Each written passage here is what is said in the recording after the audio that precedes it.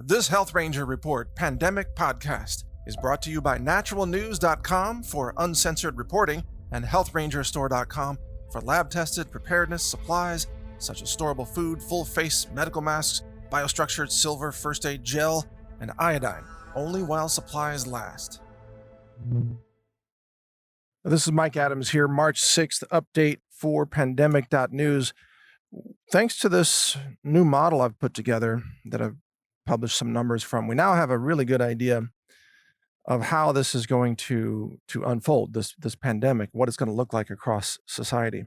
And because of the exponential nature of the spread of this, for the next 6 to 8 weeks, things are going to appear relatively mild in the eyes of a lot of people, the masses, in other words. They will not be alarmed until, according to this model, about late May I would say late May is when sort of the average person is going to start becoming concerned, really concerned about this. So between now and then, which is, let's say, under 60 days, let's just call it 45 days or so.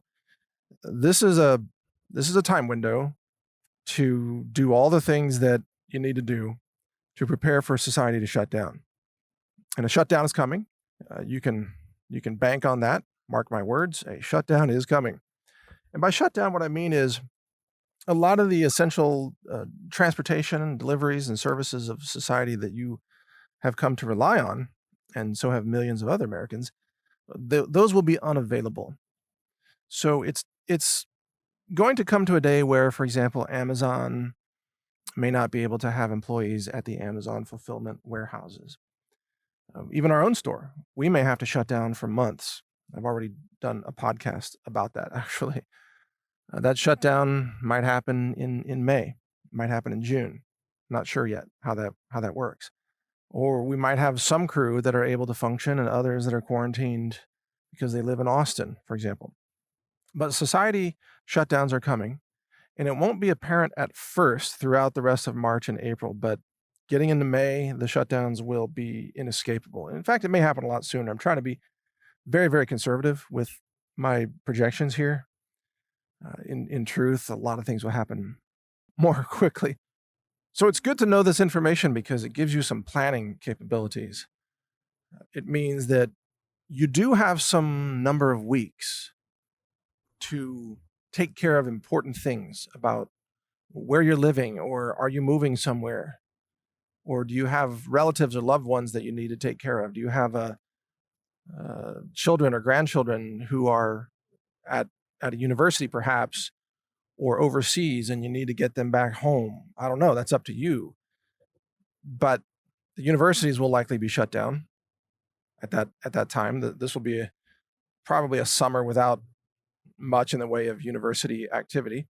It may even start to affect the last part of this current semester when we get into May, for example. Certain schools and universities will be shut down, no question about that. But you've got this window of opportunity to get prepared. Now, if you're short on preps, as we say, which is survival gear, and for some reason everybody's buying toilet paper and bottled water, which I always find amusing. It's like, what, you don't have water and toilet paper? Because that's kind of, I don't know, that's kind of a real basic thing. When we talk about survival gear lists and things, toilet paper and water are at the very top of the list. So people who are just now figuring out that they need toilet paper and water are just beginning to prepare. The more, shall we say, experienced preppers, they've already purchased way into the list. They've already got, first aid, iodine swabs. They've got emergency stitches and stitching kits. They've got ammunition and gun parts. They've got night vision devices. The list goes on and on. But if you're just starting with toilet paper and bottled water, it's better than nothing. It's just that you're definitely way behind the curve. So it's a good time to accelerate your plans and get the things that you need to get squared away to survive in your home or apartment in isolation for, let's say, 90 days. Now, I don't know that it's going to be that bad. It might be worse. It might be 6 months. Or it might be less than 90 days. We don't know yet exactly how the quarantines are going to work, and surely some of that will be regional. So if you live out in the country, you're going to be in way better shape. than people who live in the cities. And by the way, you've heard me say on this podcast year after year after year, get out of the cities, right? If you've heard these podcasts at all, you've heard me say that many times. Get out of the cities. And I've always repeated the fact that cities are artificial constructs and they're death traps when things go wrong. So cities have artificial supplies of food and water, electricity, fuel, even labor. Cities are not self-sustainable. And so when cities go under lockdown and food deliveries stop and people start to panic and you have looting and crime in the cities, it's way worse than those things happening in the countryside. Because in the countryside, number one, you don't have the high population density. In rural areas, you have more self-reliant individuals who can tend to take care of themselves. Whereas in the cities, you have people who really depend on going to the grocery store every 2 days and having small pantries and small refrigerators and so on, because they have small apartments typically. Can't blame them. You can't have tons of storage in a 1-bedroom studio apartment, right? There's just not space. I mean, you can stuff cans under your bed, but there's only so much you can stuff in there. So they've come to depend on a steady supply, logistics, deliveries, and that's what's going to stop. That's what's going to be really, really shut down in a big way. Okay, let me shift gears here and just kind of summarize all of this. We are already past the point where all of America can get prepared. So there's a certain bandwidth in the supply lines, a throughput, you might say, of how much food can come through the system and how much medicine can come through, and how many bottles of water and water filters and how many rounds of ammunition and so on. And this bandwidth capability is really determined by the normal day-to-day demand. And that's what the system has been built to provide, is enough food, enough gear, enough ammo, enough of all these things just to meet day-to-day demand.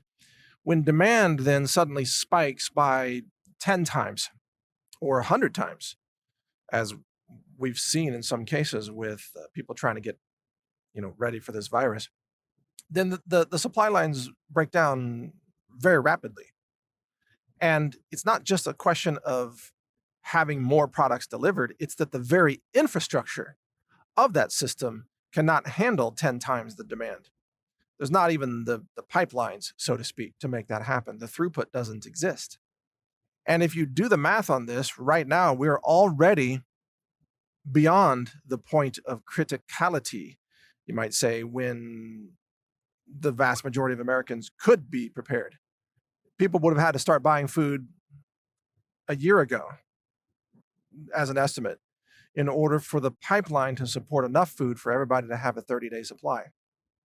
And since nobody was doing that, that pipeline doesn't exist. So when the day comes that the average American wakes up and realizes how bad this is going to get, and they start going to the store to stock up on 30 days of food, by that time it's already too late. So you're going to have scarcity and shortages and then panic and then looting and robberies and theft and all these things. It's inevitable. It's now written in the cards. There's nothing that can change this. It's already too late to solve that problem because you can't go back in time and tell people to prepare. I wish you could.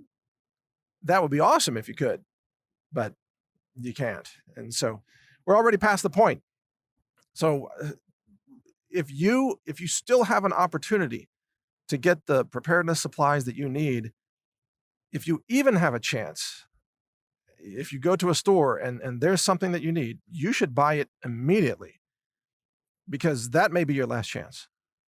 And for me personally, I'm still doubling down on my own supplies. I go to the grocery store myself, and I've been purchasing more bottles of olive oil and more bottles of or packages of butter, organic butter, salted, because you'll need salt in a crisis. You actually won't have enough salt. And speaking of salt, I actually have in my warehouse, I have some insane, like 20,000 pounds of salt lamps. So I won't run out of salt. That's for sure. There's going to be plenty of salt at the Health Ranger store. But that's just because we imported 200,000 pounds or something like that of Himalayan salt.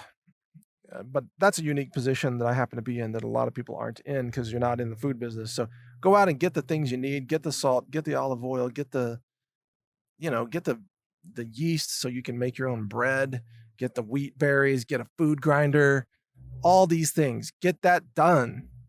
No more time to wait around. You get that done now. Seriously, take my word. This is March 6th. You're going to be out of time real soon. So stay informed. Read pandemic.news. This is Mike Adams here. Thank you. Thank you for listening. Be safe. When it comes to prepping, you not only need good products that can help keep you alive, awake, aware, and nourished during difficult times, you also need products you can trust. At the Health Ranger store, we do extensive laboratory testing using an in-house lab that's ISO accredited. It's inspected, it's audited. It's a 2-year process to even get that accreditation. We use multiple mass spec instruments, state-of-the-art science. I'm a published science author as well and a patent holder on several technologies, some of which we use variations of in our lab.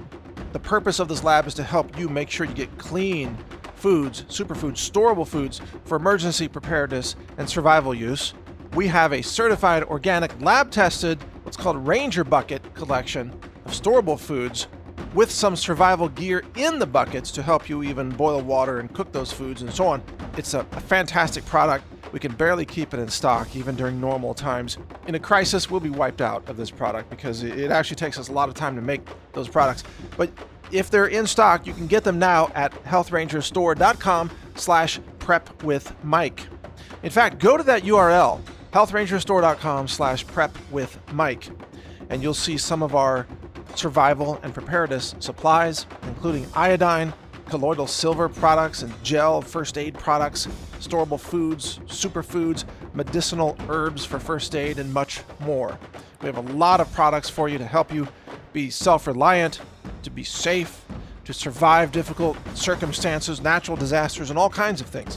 If you want to get prepared, do it with us at the Health Ranger store so that you know you're getting safe, clean, laboratory-verified preparedness foods, supplements, and other related products.